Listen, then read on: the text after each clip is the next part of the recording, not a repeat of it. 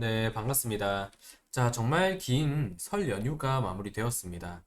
늦었지만 다들 새해 복 많이 받으시라는 말씀 드리면서 2024년 2월 3일 월요일 증시 앞두고서 찬란한 토크 시간 가져볼 수 있도록 하겠습니다. 자, 오늘 얘기해 볼 내용은 종목도 종목이지만 이 딥시크에 대해서 얘기를 안 할 수가 없을 것 같습니다. 나스닥을 설 연휴간 4% 정도 끌어내릴 정도로 정말 강한 충격을 주었던 그런 키워드로 볼 수 있기 때문에 딥시크에 대해서도 조금 설명을 드릴 수 있도록 하고요. 그리고 이와 더불어서 왜 썸네일에도 나와 있는 것처럼 엠로라는 종목을 주목해야 되는지까지 제가 정리 드릴 수 있도록 하겠습니다. 자, 일단은 딥시크 이게 무엇인지를 생각해 볼 필요가 있습니다. 정말 쉽게 말씀을 드리면 보급형 챗GPT, 양산형 챗GPT라고 생각을 하시면 좋을 것 같습니다. 그동안 AI 관련해서 엔비디아 GPU 관련 수급이 강했던 이유는 결국에 고사양, 고사양 하이엔드에 맞춰서 고사양 성능에 맞춘 GPU, 좀 더 나은 HBM, 좀 더 나은 기술 개발, 이게 계속해서 반복되었던 부분이기 때문에 한 챗 GPT 속에 예를 들어서입니다. 뭐 오픈 AI도 있고 챗 GPT 말고도 AI는 많이 있죠. 챗 GPT를 예로 든 거예요.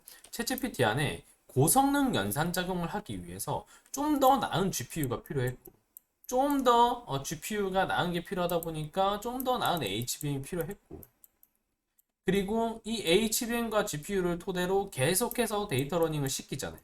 이런 게 모두 비용이고 돈이었단 말이에요. 그래서 정말 고성능을 뽑아내기 위한 AI의 연산작용을 하기 위해서 정말 많은 돈과 시간, 비용이 들었단 말이에요.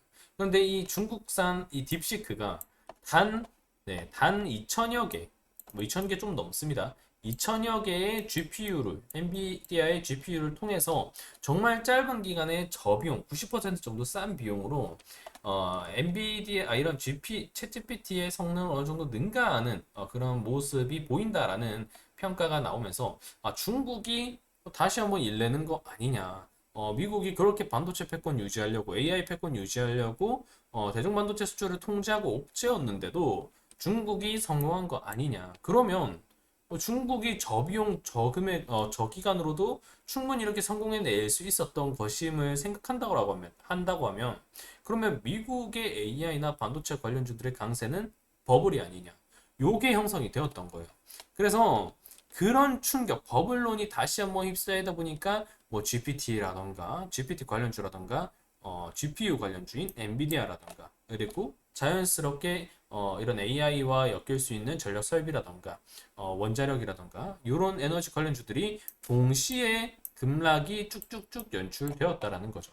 그래서 이 영향이 우리나라에도 오늘 형성이 되었어요. SK하이닉스의 급락으로 이어졌죠. 그러면 이런 시점에서 AI 관련해서 반도체 관련해서 이제 끝인가 라고 생각을 해야 되는데 저는 단언컨대 끝은 아니라고 말씀을 드리고 싶습니다. 물론 중국이 이렇게 오픈 AI 중국이 딥시크 쇼크를 만들어낸 건 저는 언젠가는 반드시 올 수밖에 없는 상황이라고 말씀을 드렸어요. 왜 그렇냐라고 한다면 중국이 카피 제품을 만들어낸 게 비단 이번이 처음이 아니지 않습니까? 예를 들어서 이전에 뭐 스마트폰도 그렇고요. 디스플레이, 컴퓨터, 로봇, 전기차, 그 외에 뭐 먹거리, 입는 것까지 중국은 늘상 돈이 되는 산업이라고 한다면 카피 제품을 뽑아내기 바빴습니다. 그러면 그 카피 제품을 뽑아낼 때마다 그 산업에 치중되어 있는 기업들이 무너지고 그리고 급락이 나오고 국가 경쟁력으로까지 쇼크가 나왔다라고 한다면 지금의 미 증시의 우상향 곡선 상승 랠리는 있을 수가 없다라는 거죠. 결국에 그런 걸 생각해 보시면 될 것 같아요. 중국이 아무리 제품을 만들어냈어. 그러면 너의 스마트폰에 내가 하나의 AI 어시스턴트를 설치해 줄게. 평생 무료야. 그렇다라고 했을 때 딥시크를 쓸래, 챗GPT를 쓸래? 라고 했을 때 중국산 제품을 선택하는 경우의 수는 아시아 혹은 중국 내 내수 정도 외에는 사실 선택지가 그렇게 나오기란 힘들다라는 거죠. 그래서 그런 흐름이 계속해서 반복이 되다 보니까 결국에 이런 일시적 기술 유출이나 이런 쇼크성은 나오긴 하지만 결국의 방향성은 원래 가던 대로 가더라라는 겁니다. 그래서 저는 오히려 중국이 이렇게 딥시크를 만들어냈다는 것, 이런 흐름이 미국이 AI의 좀 독점적 체제를 가져가지 않을까라는 그런 분위기 속에서 안주하는 모습이 있었는데 오히려 AI 스푸트니크 얘기도 나오고 있잖아요. 오히려 긴장감이 좀 느슨해졌던 시점에 중국이 긴장감을 다시 한번 불어넣어줬다라고 보고 있습니다. 그러다 보니까 오픈 AI도 투자를 추진하고 있고요. 이뿐만이 아니라 이제 트럼프가 막 취임을 했고 중국과의 패권 다툼을 가져가야 되는 부분이기 때문에 오히려 이번 딥시크의 추격은 기술 투자 측면이라던가 설비 투자 측면이라던가 오히려 기업들의 건전한 발전을 이룰 것이다라고 발언을 했던 부분과 같다라는 거죠. 그래서 오히려 중국의 이런 딥시크 쇼크는 오히려 저는 더 건강하게 갈 수 있는 방향이 나올 부분이 나왔을 뿐이다. 예, 그렇게 생각을 하고 있습니다.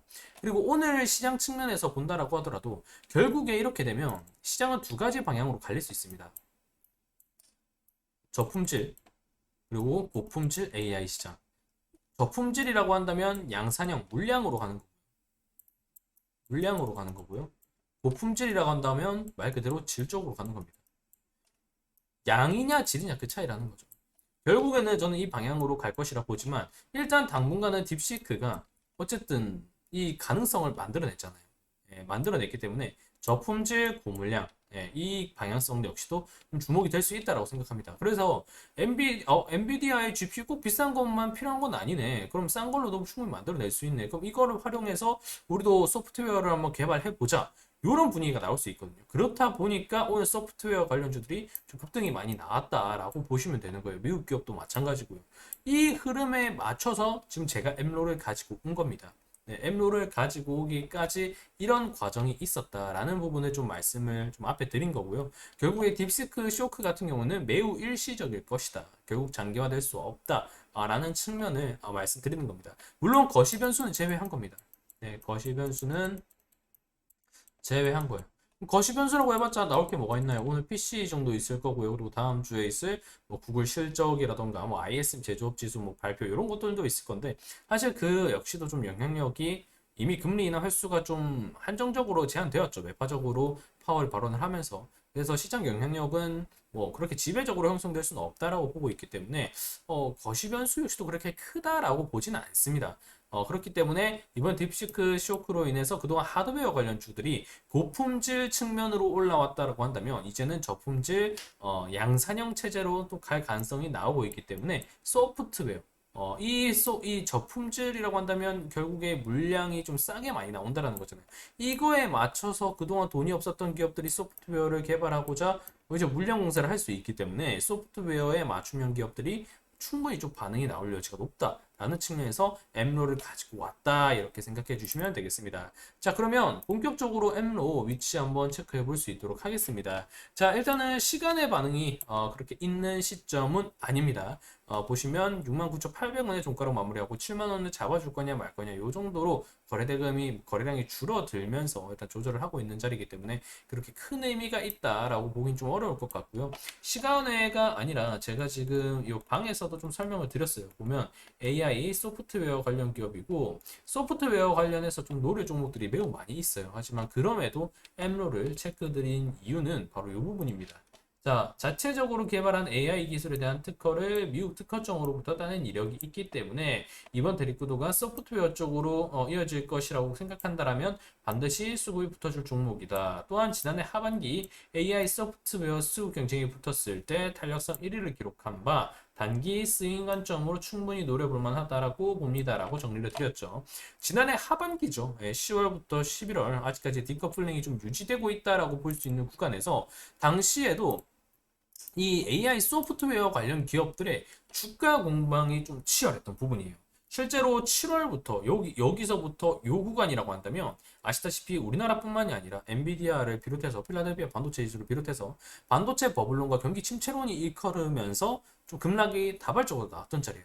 그리고 나서 반등을 유지를 해줬던 기업들이 사실 그렇게 많지 않아요. 반도체 기업들 중에서. 하지만 그 구간 중에서 하드웨어 기업들이 오히려 조정을 받으면서 반대로 소프트웨어 기업들은 이렇게 반응이 나왔던 이력이 있단 말이에요. 이 구간에서 상승 탄력이 소프트웨어 기업들 중에서 엠로가 단연컨대 저는 1등이었지 않았을까 할 정도로 강한 추세성이 확인이 되었던 종목입니다. 자, 그러면 이 흐름이 왜 나왔느냐? 물론 삼성 SDS에서 엠로의 대주주가 된 그런 이력들도 한몫했다라고 볼 수 있겠죠. 하지만 제가 가장 크게 보고 있는 거는 결국 미국과의 영향성이 얼마나 큰가입니다. 자, 보시면 지난해 2024년 7월 1일이죠. 기계학습을 통한 학습 모델을 사용한 정보 제공 방법 및 장치에 관한 미국 특허가 등록이 되어 있다는 거. 크죠. 어쨌든 트럼프가 지금 당선이 된 시점에서 자국 기업과 연관된 게 아니라면 계속해서 밀어내려는 흐름이란 말이에요. 그리고 소프트웨어 같은 경우는 관세 영향도 안 받죠. 예, 그렇다라고 보니까 미국 내에서 AI 소프트웨어 입지를 트럼프가 굳혀가기 위한 정책성 발언을 할 가능성이 높은데, 그렇다라고 보면 미국의 소프트웨어 측면으로 어떻게 해서라도 좀 연관이 되어 있는 기업들이 방향성이 좀 주목될 수 있다라는 거예요. 그 측면에서 엠로 같은 경우는 SRM 측면에서 솔루션을 우리나라뿐만이 아니라 북미 시장에도 지금 진출하려고 방향성을 잡고 있는 부분이죠. 그런 측면에서 봤을 때 일단 모멘텀 자체는 딥시크가 일단 소프트웨어의 중요성을 다시 한번 깨어놔준 부분이기 때문에 충분히 형성이 되어 있다라고 봅니다. 물론 제 영상을 꾸준히 보신 분들이라면 아시겠지만 보조지표 측면이 제가 그닥 뭐 선호하는 그런 위치는 아니에요.